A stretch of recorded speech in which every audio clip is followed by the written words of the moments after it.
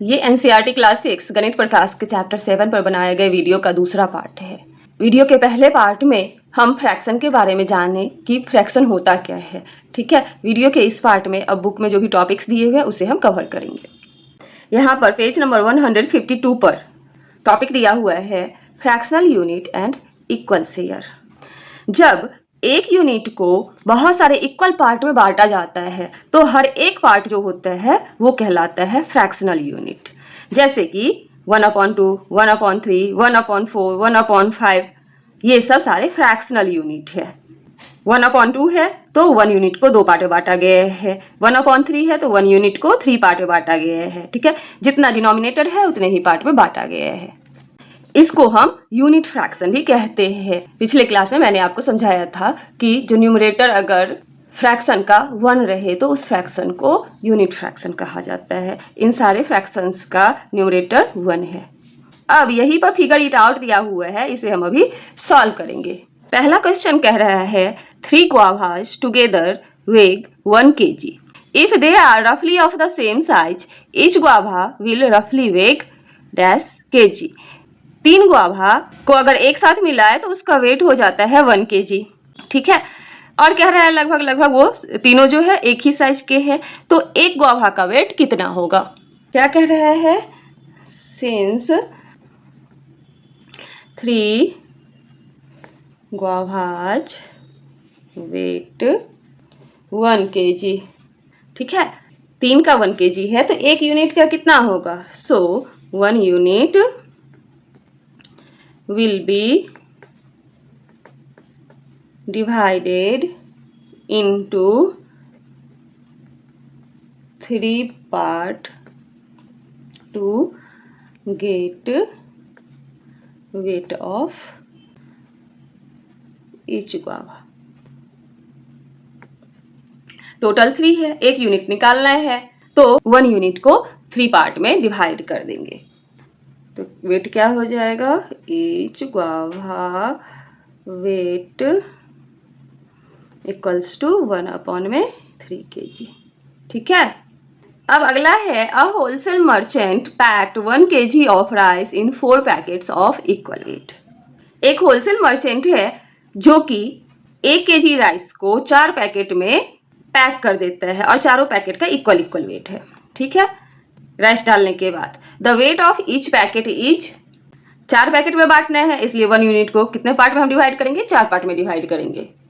तो क्या लिखेंगे इसका, since 1 kg of rice is packed in 4 packets of equal wait, weight of each packet each, क्या हो जाएगा, 4 पैकेट में बांटा है तो 1/4 kg।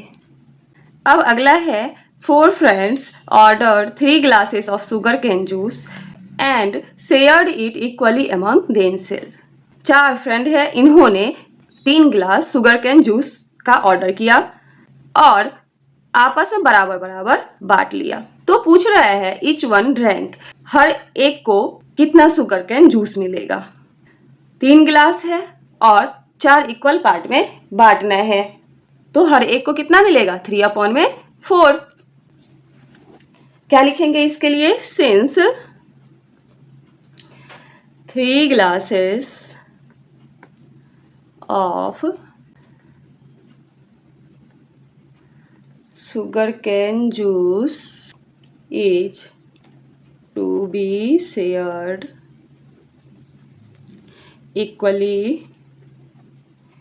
among 4 friends। ठीक है, so each one drank 3/4 glass of sugarcane juice। अब अगला है the big fish weighs 1/2 kg। एक बड़ी मछली है जिसका वेट ½ kg है। The small one weighs 1/4 kg। Together they weigh -kg। बड़ी मछली का इतना वेट है, छोटी मछली का इतना वेट है। कह रहा है दोनों को साथ मिलाएंगे तो वेट कितना हो जाएगा। Total weight of both fish. बड़ी वाली का कितना है, ½ kg, और छोटे वाले का 1/4 kg। ठीक है। अब डिनोमिनेटर अलग अलग है तो हमें डिनोमिनेटर सेम करना होगा। इसके लिए क्या करेंगे, हम 2 और 4 का एलसीएम ले लेंगे। LCM of 2 and 4। 2 और 4 का एलसीएम 2 1 जा 2 2 जा। ठीक है, तो 2 × 2 = 2 हो जाएगा 4। एलसीएम आया 4। अब डिनोमिनेटर आपको 4 बनाना है, इसका तो ऑलरेडी है ही, इसका बनाना है। तो 1/2 मल्टीप्लाई 2 से नीचे मल्टीप्लाई कर देंगे तो 4 बन जाएगा। तो 2 से हमें ऊपर भी करना होगा ताकि बैलेंस हो जाए। 2 1 जा 2 and 2 2 जा 4। तो 1/2 के बदले क्या आ गया, 2/4 प्लस 1/4। अब जब डिनोमिनेटर सेम है तो बस ऊपर वाले को प्लस कर लेंगे। 2 + 1 = 3/4 kg। जब दोनों मछली के वेट को मिलाए तो कितना आया, 3/4 kg। अब यहाँ पर कह रहा है arrange this fraction words in order of size from the smallest to the biggest in the empty box below. यहाँ पर वर्ड में दिया हुआ है, इसको पहले आप फ्रैक्शन में लिख लीजिए, फिर स्मॉलेस्ट से बिगेस्ट में अरेंज करना है। तो 1.5 को क्या लिखते हैं, 1.5। 3/4 को क्या लिखते हैं, क्वार्टर मतलब होता है 1/4, तो इसका हो जाएगा 3/4। अब है 1 and a quarter। 1 and quarter। Half 1/2 होता है, क्वार्टर 1/4 होता है, इसका 2 and a half। ठीक है। अब इसको स्मॉलेस्ट से बिगेस्ट में अरेंज करना है। स्मॉलेस्ट से बिगेस्ट में अरेंज करने के लिए सबसे पहले जो मिक्स फ्रैक्शन है इसको हम चेंज कर लेंगे इम्प्रॉपर में। तो मिक्स से इम्प्रॉपर में कैसे चेंज करते हैं, जो डिनोमिनेटर होता है उसको साइड वाले से जो होल पार्ट है उसको मल्टीप्लाई करते हैं। 2 1 जा 2 + 1 3 3/2। ये हो गया 3/4। 4 1 जा 4 + 1 5 5/4। 1/2 फिर 1/4। 2 2 जा 4 + 1 5/2। अभी हम पिछले क्वेश्चन में सॉल्व किए थे कि 2 और 4 का एलसीएम 4 होता है। तो जिस भी फ्रैक्शन का डिनोमिनेटर 2 है उसे हम क्या बना लेंगे, 4 बना लेंगे।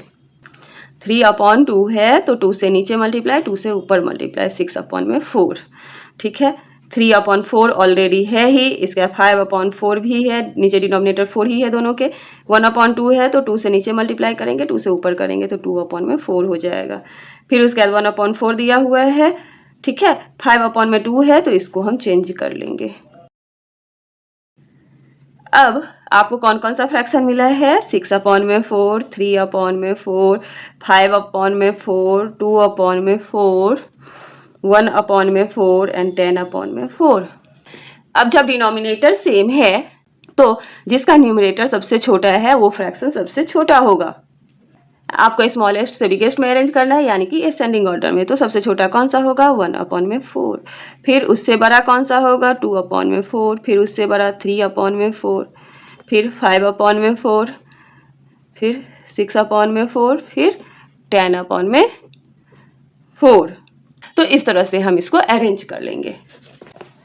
अब अगला टॉपिक है fractional units as parts of a whole. इसे हम वीडियो के अगले पार्ट में समझेंगे।